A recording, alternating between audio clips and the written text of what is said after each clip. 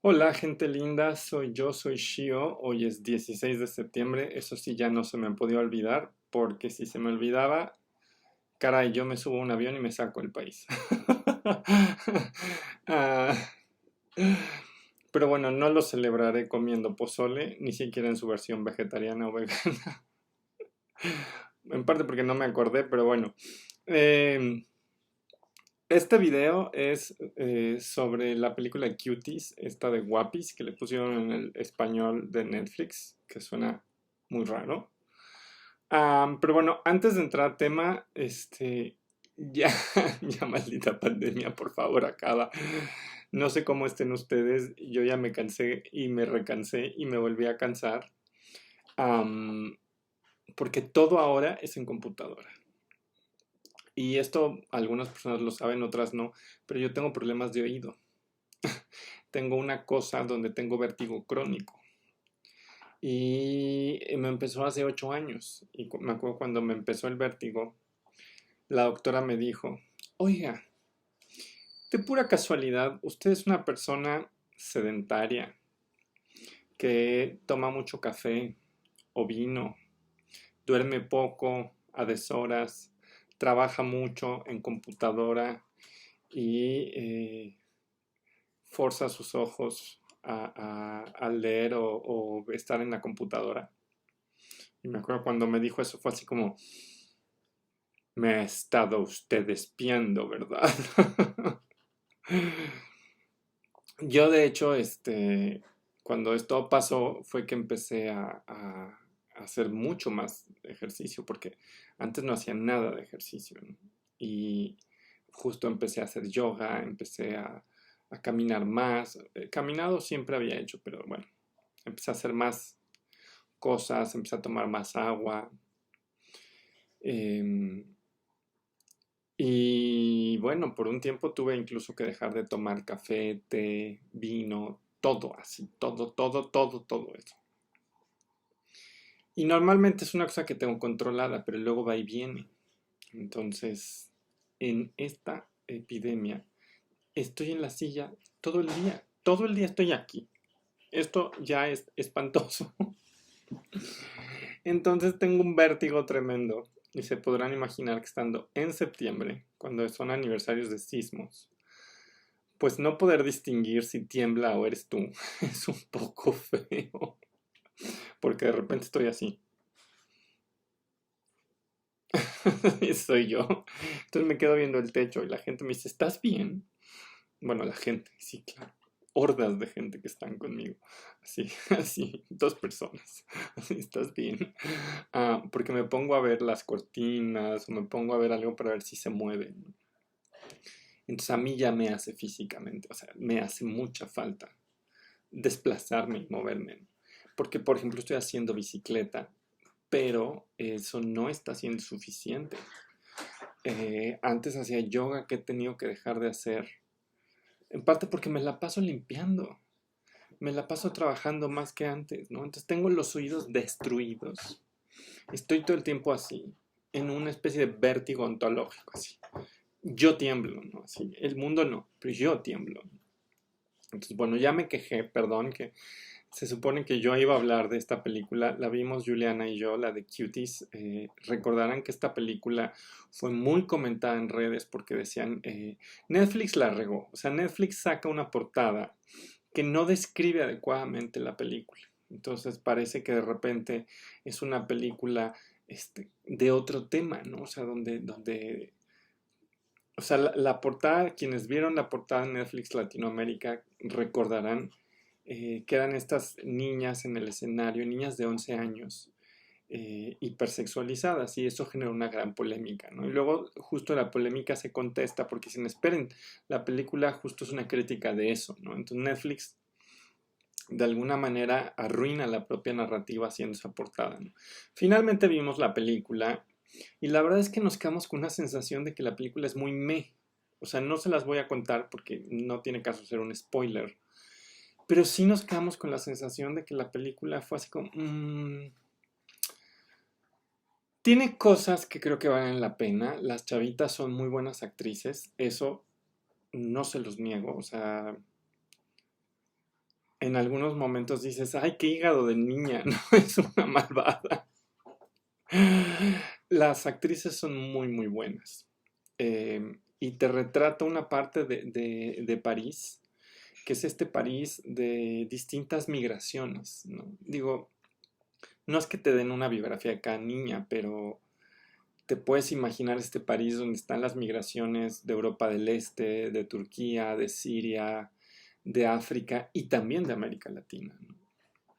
Entonces, de repente se encuentran conviviendo en este París, que no es este París glamuroso, sino es un París del, no iba a decir del multiculturalismo, pero quizá del fracaso del multiculturalismo francés, que yo creo que se nota mucho, ¿no?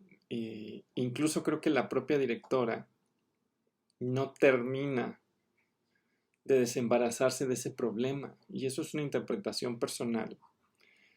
Pero viendo la película, de repente parece que la herencia cultural de esta niña que viene de Senegal y es musulmana, como que la vive como si fuera pura opresión.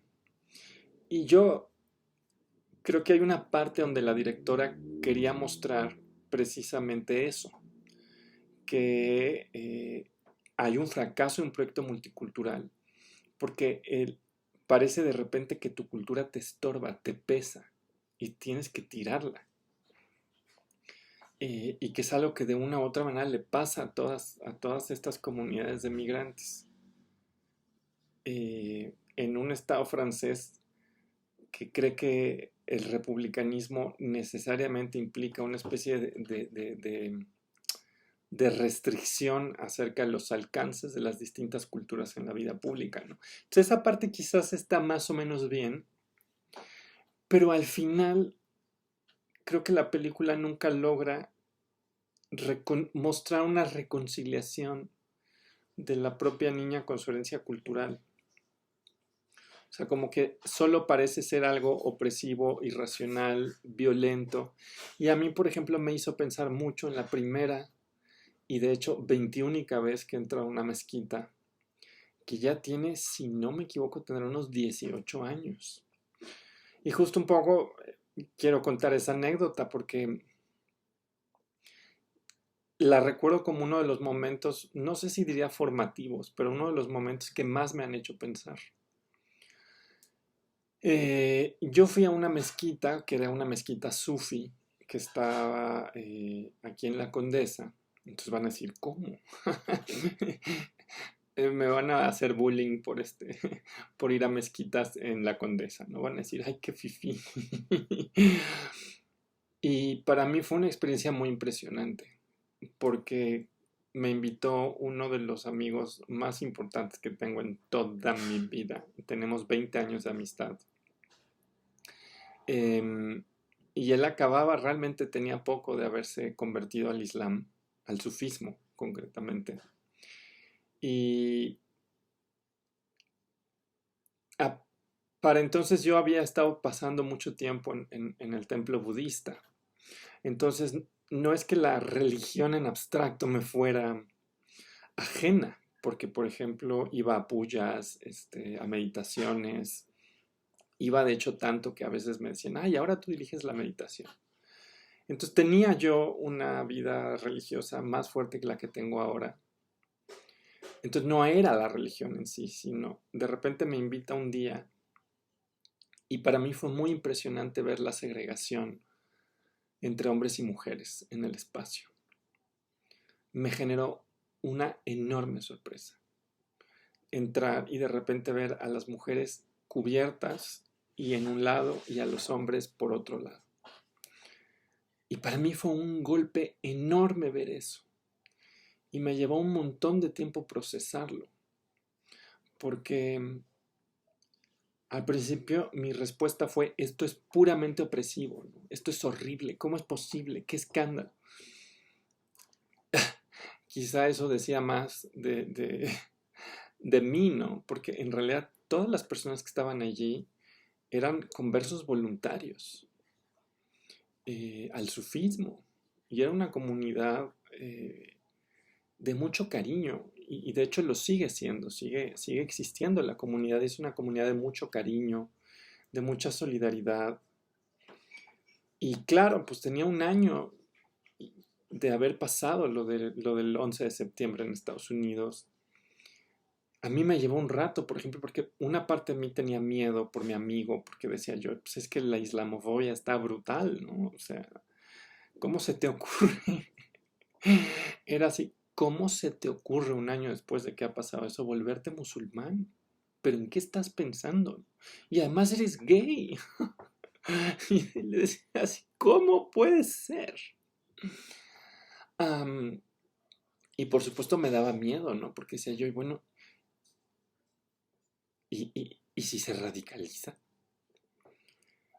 Y al final, o sea, todo esto se los cuento porque al final decía mucho más de mí, mucho más quizás de mi propia dificultad para sentarme y mirar